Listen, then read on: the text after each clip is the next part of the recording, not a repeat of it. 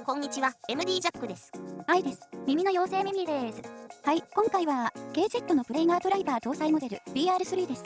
最近またプレイナードライバー搭載モデルがじわじわ増えてきている中で KZ をしっかりリリースしてきましたね。さすが KZ ってとこかな。前置きは抜きにして早速見ていこうか。はいはい。同梱品担当のミミです。なんてね。KZ の同梱品はいつも通りなんで省略してもいいけど、これね。分かってる皆さんは期待もしていないだろうけど、一応確認。価格は早期割引の時は5000円切っててかなりのお買い得状態だったわね。すでに買った人も多いんじゃないかしら。今もか、ありの KZ オフィシャルストアで4600円ぐらいね。気になってる人は買っちゃっていいんじゃないかな。Amazon だと高値だったわね。サイズは測ってみると一般的だと思いますが、装着すると十分許容範囲ですけど、愛の耳にはちょっと大きめに感じます。重さが片側 7.2g。これはどうなんでしょう。以前の PR シリーズと比較してみましょうか。なるほど。PR3 が一番重めなのね。フェイスプレートのデザインは左2つと右2つが似た感じね。PR3 は堅牢な感じするね。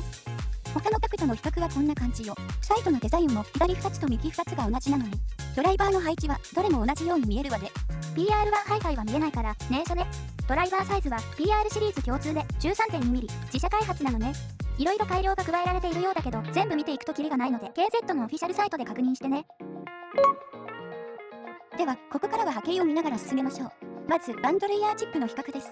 私普段はメモリーフォームタイプはほとんど使わないんだけど、この波形を見て今回は真っ先にメモリーフォームタイプを装着して試聴してみたよ。視覚的には結構いいバランスのカーブなんだけど、実際聞いてみると結構中間域移行が目立つからメモリーフォームタイプで調整してみようって思ってね。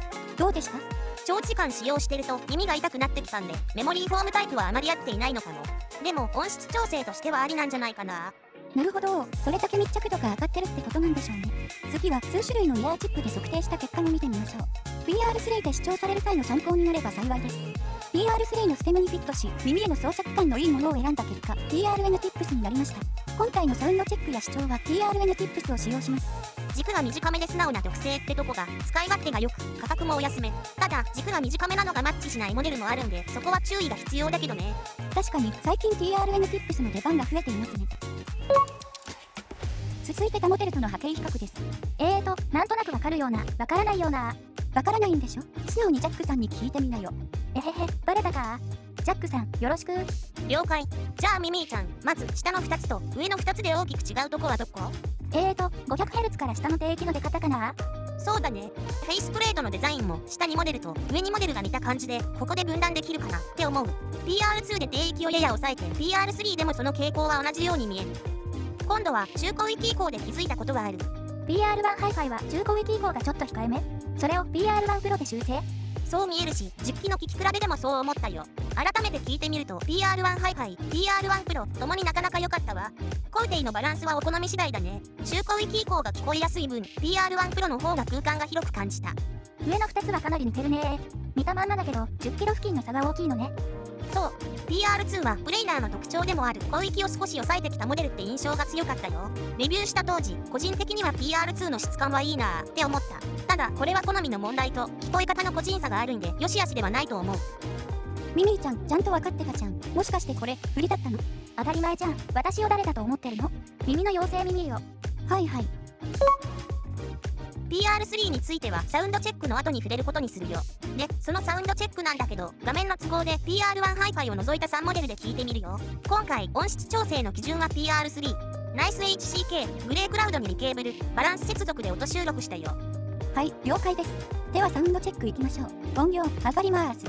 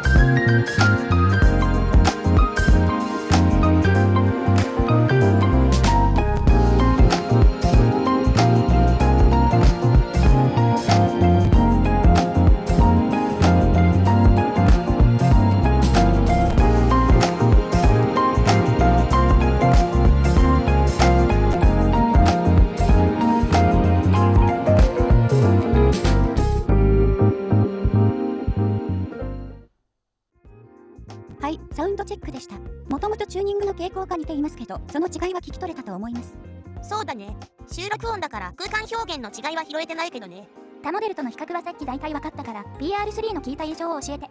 了解。実は第一印象はあまり良くなかったんだよ。いいなと思えたのはサウンドステージの広さぐらいで広域がきついなって思ってた。なのでバーンインしながら12時間おきぐらいに聞いてたんだけど、だんだん広域のきつさが落ち着いてきた。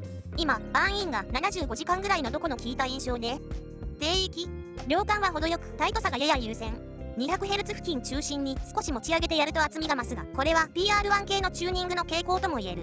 フロアタムを含むタムの響きは量感よりアタック感優先で存在感バッチリ。中域低域から低中域にかけての減衰が早めなので結構抑えめに感じる。それもあってドンシャリ感がやや強い。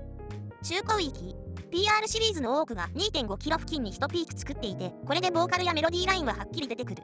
ボーカルはやや刺さると感じることが多いかも。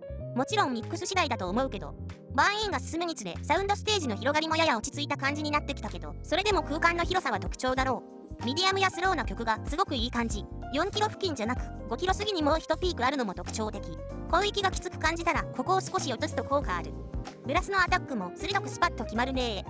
広域オープンハイハットとかライドシンバルが繊細。川口千里ちゃんの手数の多いフィルのタム周りがガンガン響いてても、ハイハットの刻みが別レイヤーでしっかり鳴ってる感じだし、それが邪魔にならないバランス。全体的にやや広域が強調されて聞こえるけど、プレイナードライバーの特徴がよく出ていてトランジェントもいいと思う。こんなところかな。